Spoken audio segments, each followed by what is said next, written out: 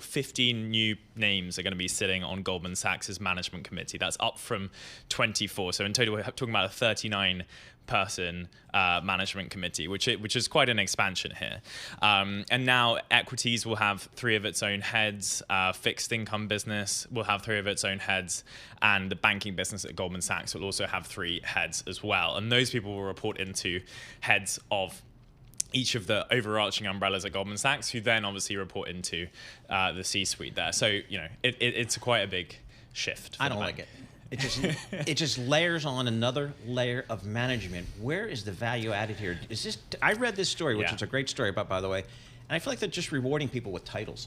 Yeah, Paul. That is certainly one of the concerns. But right here, you've got to look at the context of the industry, right? What is Goldman trying to do by doing this? They're trying to wrest off competition from the alternative asset management industry. They're, who's already been trying to poach top executives from Goldman Sachs. We've had John Waldron just last week handed an $80 million retention bonus to stay on for another 5 years, alongside David Solomon, who's looking very comfortable in his seat as CEO. So, the bank is trying to fend off this kind of competition from across the street. We all know right now that banks are not in as lucrative shape right now as private equity firms like Carlyle, like Apollo, for instance, who have been, reported to have approached people like Waldron already. So the bank is trying to, this is a defensive move as much as a promotional move for the people inside. Does it work? Like, does it satiate people enough when they're promoted and stuff? Like, is it? Well, Alex, we'll have to find out. 80 million in Waldron's a different story, but this class coming up.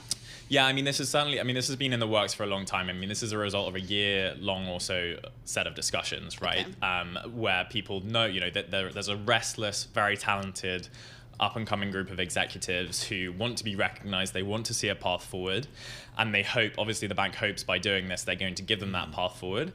It certainly doesn't end the internal politics. If anything, it also creates, the potential for new tensions and, and new fiefdoms, but we'll see later down the road how this plays out.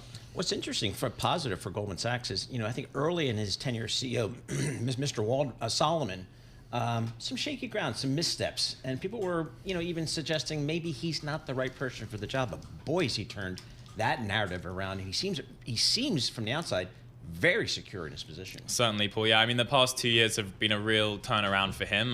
We've, there was a lot of criticism of him early on for, missteps in the, the retail adventure that Goldman Sachs was going on with Marcus, with, with this, JV with Apple. It now has this cards business that it's trying to sell off now. There's a lot of, speculation about what's going to happen to that now, who's going to pick up that portfolio. But certainly David Solomon, thanks to a bumper crop of earnings results that have come out the past year or so, the bank is looking on much steadier ground, and he's kind of consolidated his grip, you could say, perhaps over this bank. And he's aware, but he's also he's aware that him being in the seat for longer will make other people unsettled, and the board is aware of that as well, and that's partly the reason for the John Waldron $80 million retention bonus that we saw last week, and it could explain some of the moves that we're seeing today as well. Yeah, such a good point. Thank you so much, Todd. Really appreciate it. Todd Gillespie, a Bloomberg finance reporter, joining us on Goldman Sachs, picking some leaders to run all of its Wall Street engines like fixed income, equities, trading, etc.